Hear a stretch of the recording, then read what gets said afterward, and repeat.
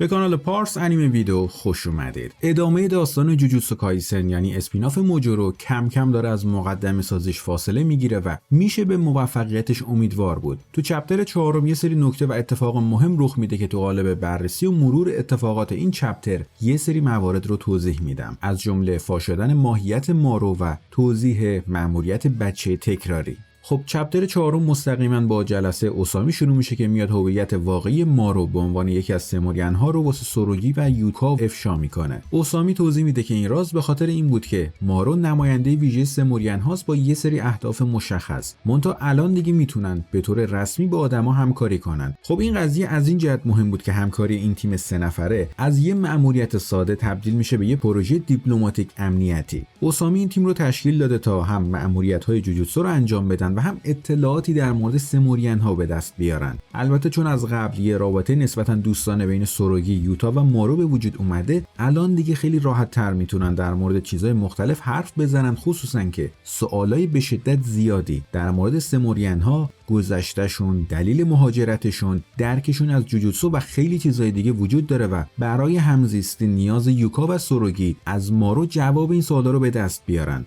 البته اوسامی مشخصا این وظیفه رو به سوروگی داده، منتها سوروگی چیزی در مورد قدرت یا تکنیک ویژه مارو و برادرش به اوسامی نگفت که خب میتونه یه دلیل داشته باشه. نکته دیگه این بود که چرا اوسامی خودش نمیتونه تو این مأموریت‌ها شرکت کنه.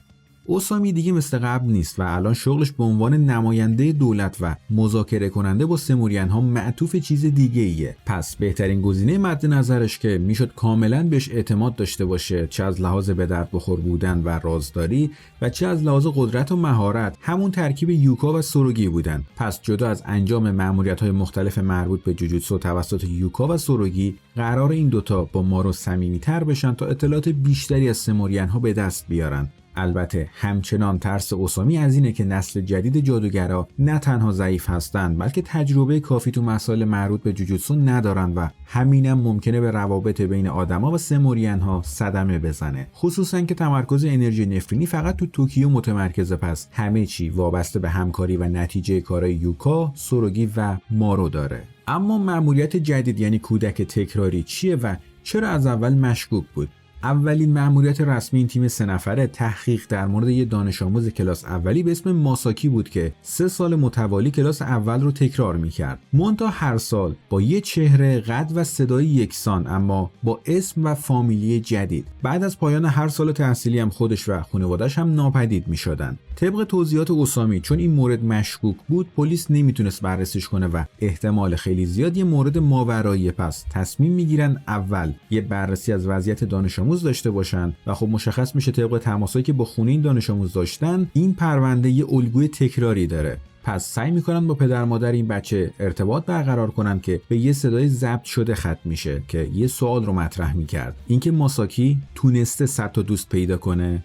اولش این دوستی یکم مبهمه، اما تو پایان این چپتر مشخص میشه چه مفهوم شومی پشتش قرار داره. مینو همون دستیار اوسامی متوجه میشه که این مورد کار یه روح نفرینی عادی نیست، بلکه احتمالاً کار یه کاربر نفرینیه که به دلایل نامشخصی هویت بچه‌ها رو میدزده و خانواده‌شون رو به قتل میرسونه. اما یه مورد دیگه که میتونه جالب باشه سوال در مورد سن مارو بود. خب مفهوم سن برای آدما و سمورین‌ها کمی متفاوته، منتها طبق محاسبه مارو سنش حدوداً 19 ساله. این چیزای جزئی و به ظاهر ساده در واقع یه پیام مهم در مورد تفاوت‌های زیستی و فرهنگی آدما با سمورین‌ها داره. اولینش چرخه رشد متفاوته. ظاهر و رفتار مارو تا حدودی با یه آدم 19 ساله زمینی همخونی نداره. مارو بیشتر شبیه نوجوان دبیرستانیه که خب این تفاوت نشون میده سمورین‌ها هم چرخه رشد متفاوتی میتونن داشته باشن نسبت به آدما. منتها به برادر مارو هم نمیخوره آخه 19 ساله باشه، چون رفتارش برعکس مارو بیشتر به بزرگسال شباهت داره. نکته دیگه درک متقابل بود که سوروگی و یوکا از اینکه مارو ازشون بزرگتره شاکی شدن، چون بزرگی رو تو چیزای دیگه غیر از سن میدونن. البته مهمترین نکته اینجا اینه که مارو بیشتر از چیزی که انتظار میره در مورد زمین اطلاعات داره که بازم برمیگرده به اینکه اصلا چرا سمورین‌ها زمین رو انتخاب کردن واسه مهاجرت. این قضیه اتفاقی بوده یا یه نقشه شوم پشت این تصمیمشونه؟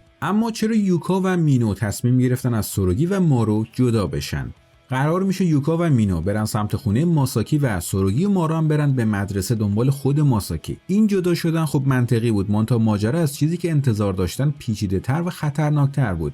اول اینکه مینو به صراحت میگه تو بحث مبارزه عملاً بیفاید است که سوروگی یوکا هم تایید میکنن این قضیه رو. مینو در اصل یه چیزی مثل ایجیچی تو جوجوتسو کایسن میمونه. خب همین ریسک این مأموریت رو بیشتر میکنه چون تیم یوکا و مینو ضعیف‌ترن از لحاظ رزمی. پس واسه همین مارو و سوروگی مستقیما میرن سمت ماساکی. نکته دیگه درک سوروگی از موقعیت حساس بود که نشون میده چرا اوسامی رو سوروگی خیلی حساب میکنه. طبق نقشه سوروگی تصمیم میگیرن منتظر بمونن تا ماساکی از مدرسه خارج بشه تا خطری بچهای دیگر رو تهدید نکنه. منتها وقتی سوروگی با یه لحن تندی با اون بچه حرف میزنه، اون بچه اول با نشون دادن حس وحشت کردن فرار میکنه، ولی وقتی سوروگی بهش میرسه یه شیکیگامی قدرتمند برای محافظت از این بچه احضار میشه. ظهور این شیکیگامی که شبیه عروسک خیمه شب بازیه ثابت میکنه مأموریت بچه تکراری جدی‌تر از یه روح نفرینیه. پس سوروگی با توجه به حرفای اوسامی که هر آسیبی به مارو میتونه باعث به وجود اومدن یه جنگ بین آدما و سمورین ها بشه، ازش خواست هیچ اقدامی نکنه و خودش تنهایی وارد عمل میشه.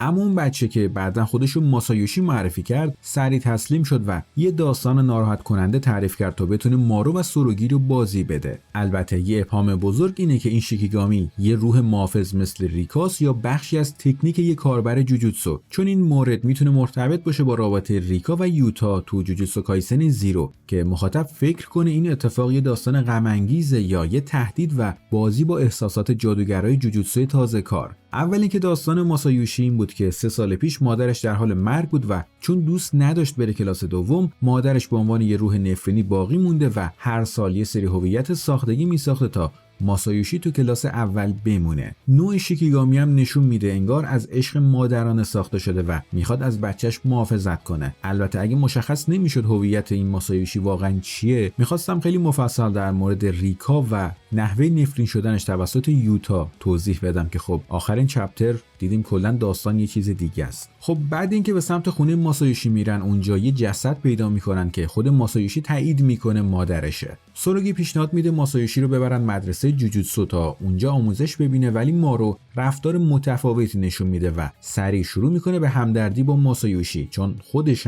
هم خونش و هم خاطراتی که اونجا داشت رو از دست داده. نکته دیگه پیشنهاد دوستی و همسایگی مارو بود که براش توضیح میده دوست کسیه که چیزای با ارزش زندگیت رو درک کنه و پیشنهاد میکنه ماسایوشی بشه اولین دوست و همسایش چون هر دوتاشون تنهایی رو تجربه کردن. اینجا از این لحاظ که مارو ذاتاً آدم خوب و کاملا مناسبه واسه همزیستی مشخص میشه. اما داستان وقتی پیچیده میشه که یوکا و مینو میرن به آدرسی که داشتن و متوجه میشن 5 تا جسد تو حیاط اون خونه قرار داشت که خب یعنی آدرسایی که از بچه تکراری داشتن با جایی که ماسایوشی مارو و سوروگی رو برده بود متفاوت بوده. پس مشخص میشه ماسایوشی خانواده‌های قبلی رو کشته. در آخر اما ماسایوشی وقتی میفهمه همه چی لو رفته، هویت واقعی خودش رو نشون میده. یعنی مشخص میشه یه کاربر جوجوتسو بزرگساله که خودش رو به شکل یه بچه درآورده. خب شاید بگید چقدر داستان ماجرا ساده و پیش پا افتاده است، اما باید بگم داستان نیاز به یه سری مقدمه داره و با انجام دادن چند تا مأموریت قراره یه سری اطلاعات مهم واسه مخاطب مطرح بشه تا وقتی داستان اصلی شروع میشه اتفاقاتش گنگ و عجیب به نظر نرسه. لازمه یادآوری کنم بیش از نیم قرن گذشته و جادوگرای جوجوتسو و نسل جدید حسابی ضعیف شدن و خب نمیشه یه دفعه کلی اتفاق بیفته در حالی که هیچ مقدمه سازی براش مشخص نشده باشه. همونطور که گفتم داستان وقتی جذابتر و هیجان انگیزتر میشه که بره سر وقت سمورین ها و سوالی که در مورد ماهیت و اهدافشون وجود داره. منتها باید چندین چپتری دیگه بهش فرصت داده بشه، هرچند قرار نیست یه داستان مثلا 100 چپتری داشته باشیم و خب قرار تو قالب 2 یا 3 جلد نهایتاً تموم بشه. اما در مورد اون صدای ضبط شده، اینکه مطرح شد ماساکی تونسته 100 تا دوست پیدا کنه یا نه، حس میکنم مربوط میشه به اون جسدا. یعنی قرار ماسایوشی حدوداً 100 نفر رو بکشه که خب تا الان مشخص شده 6 نفر رو کشته. براتون بهترین ها رو آرزو میکنم. مراقب خودتون و خانواده‌تون باشید. فعلا یا حق.